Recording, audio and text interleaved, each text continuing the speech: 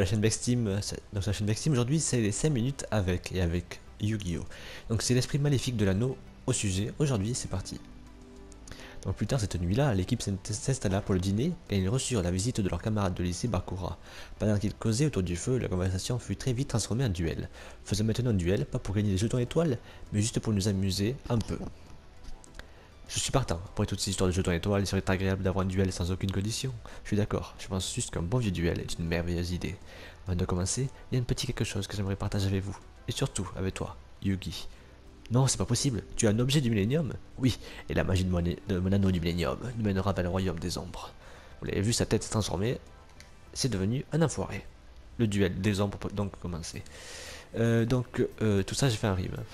Donc le 5 minutes, vous connaissez maintenant le 5 minutes. Pour les let's play, par exemple pour l'histoire de Gotham ou pour le Yu-Gi-Oh, je fais plusieurs sujets pour allonger la vidéo. Donc là ça n'a rien d'allonger, on va faire des vidéos de 5 minutes plus courtes et puis ça parlera que d'un seul sujet. Donc là aujourd'hui le sujet c'est le duel des ténèbres entre Yami Yugi et Yami Bakura. Donc on va voir ce qu'on peut faire. Charité gracieuse.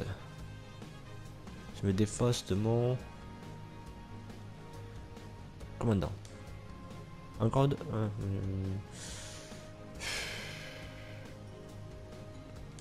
Voilà. À toi de jouer. Alors, c'est simple. Sangan va au cimetière. Si je prends un Baphomet, j'invoque Gazelle, le roi des bêtes mythiques. Et sinon, j'invoque... je vais mettre cette carte. Vous allez voir pourquoi. Épée de lumière révélatrice. Polyrémisation. Et on va appeler une carte. Il faut savoir, à l'époque des dessins animés, parce que à la base Yu-Gi-Oh est un manga qui est devenu un jeu de cartes, qui est devenu un dessin animé qui est devenu un jeu vidéo.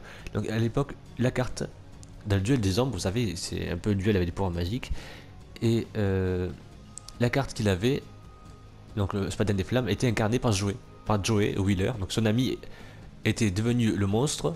Le magicien des ténèbres c'est devenu Yugi, parce que c'était Yami Yugi qui combattait. Le robot que j'ai défaussé tout à l'heure, le petit robot tout merdique, c'était Tristan qui était dans le corps de ce petit robot.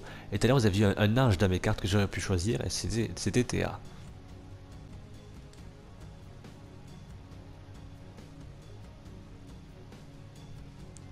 Sachez qu'à l'époque, un monstre avait 1800 d'attaque, c'était un des monstres les plus balèzes sur le terrain.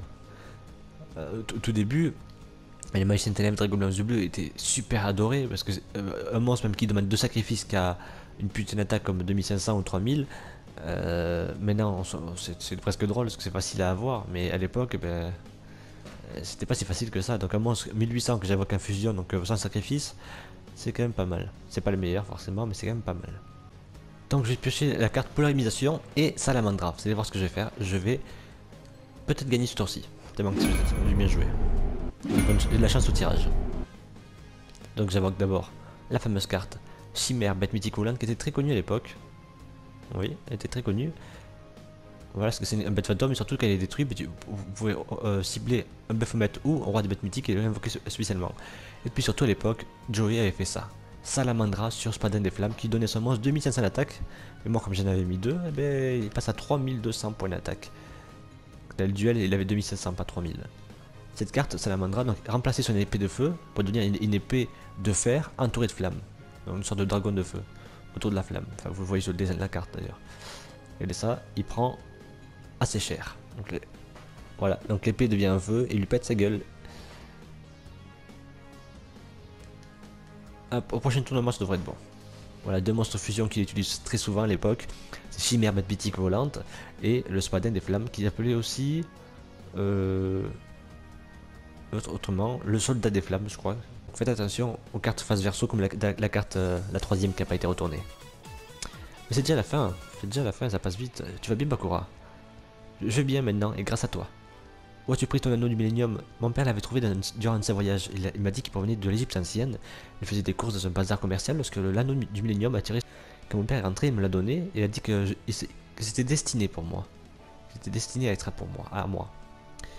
Ben, dans la prochaine 5 minutes, où on retournera sur GTA, où on passera à Panique.